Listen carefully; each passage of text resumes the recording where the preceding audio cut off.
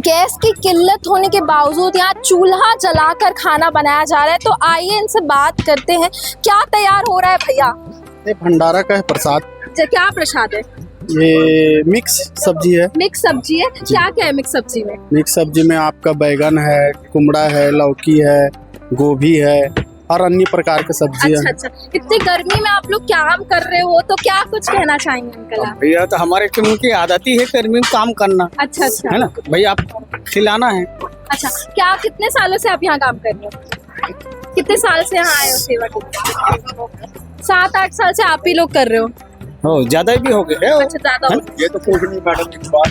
हाँ। बहुत ज्यादा पहले बहुत दिक्कत होता था, अच्छा। लेकिन अभी बहुत सुविधा मिल गया। अच्छा, तो कितने लोगों का खाना बन रहा है भैया?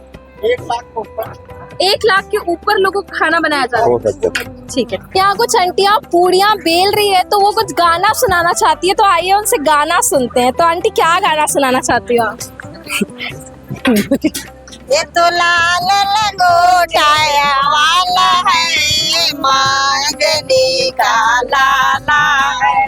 ये तो सबका रोग भगाने वाला है, मांगने का लाला है। जय जय जय जय श्री राम। घर में ही एक ही नारा गूंजेगा, भारत के बच्चा बच्चा जय जय श्री राम बोलेगा।